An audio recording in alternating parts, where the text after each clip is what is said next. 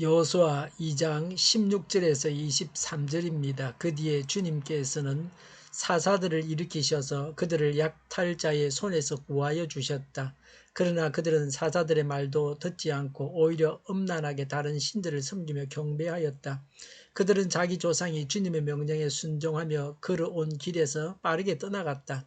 그들은 조상처럼 살지 않았다. 그러나 주님께서는 그들을 돌보시려고 사사를 세우실 때마다 그 사사와 함께 계셔서 그 사사가 살아있는 동안에는 그들 원수의 손에서 구하여 주셨다. 주님께서 원수들에게 억눌려 괴로움을 당하는 그들의 신음소리를 들으시고 그들을 불쌍히 여기셨기 때문이다. 그러나 사사가 죽으면 백성은 다시 돌아서서 그들의 조상보다 더 타락하여 다른 신들을 따르고 섬기며 그들에게 경배하였다. 그들은 악한 행위와 완악한 행실을 버리지 않았다. 그러므로 주님께서 이스라엘 백성에게 크게 노하셔서 이렇게 말씀하셨다. 이 백성이 내가 그들의 조상과 세운 언약을 어기고 나에게 순종하지 않았다. 그러므로 나도 여호수아가 죽은 뒤에도 남아있는 민족들 가운데 어느 하나라도 더 이상 몰아내지 않겠다. 이렇게 하여서 이스라엘 백성이 나 주가 가르쳐준 길을 그들의 조상처럼 충실하게 걸어가는지 가지 않는지를 시험하여 보겠다. 그래서 주님께서는 다른 민족들을 얼른 몰아내지 않고 그 땅에 남아 있게 하셨으며 여호수아에게도 그들을 넘겨주지 않으셨던 것이다. 아멘. 사사는 심판하다, 판결하다라는 뜻입니다.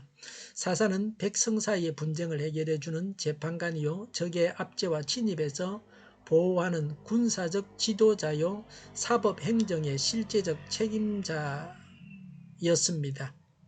왕과 사사는 다릅니다.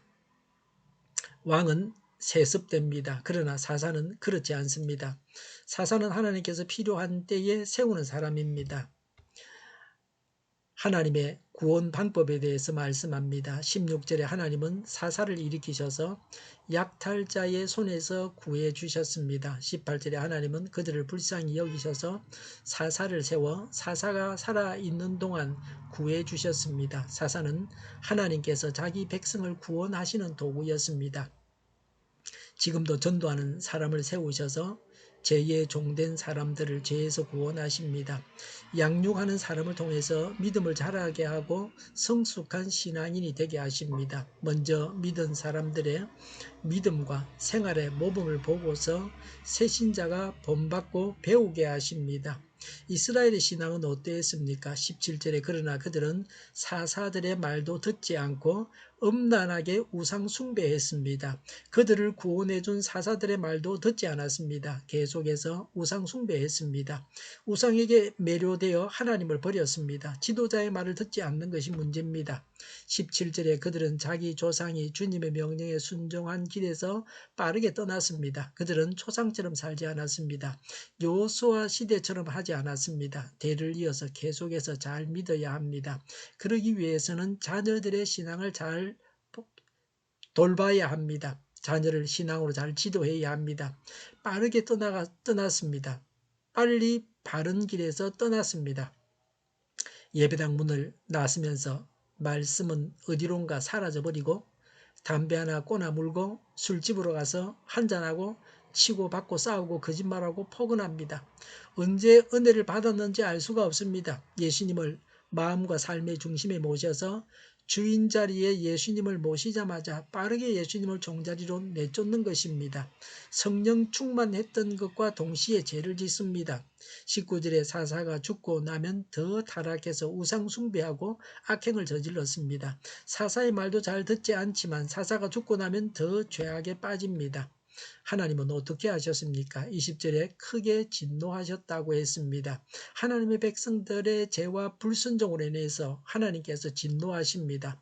우리 자신을 향한 하나님의 마음을 살펴야 합니다.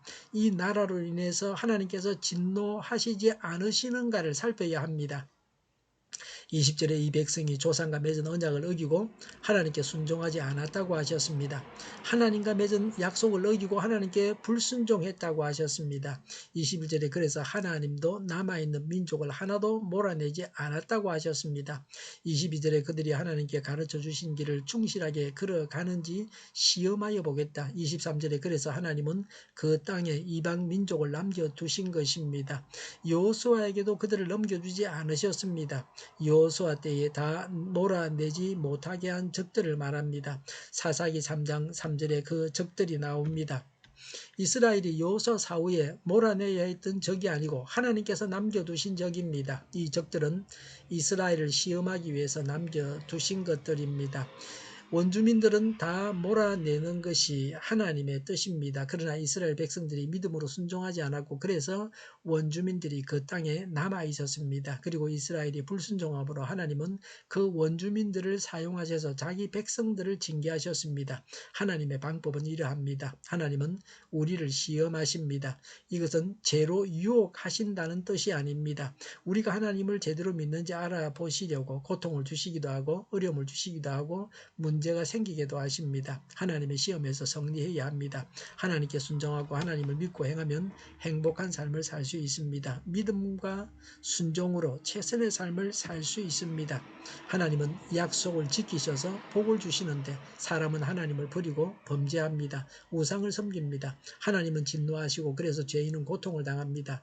말씀대로 살면서 범죄하지 말아야 합니다. 특히 우상 숭배와 간음을 버려야 합니다. 믿음과 이들 죄악은 병행할 수 없습니다.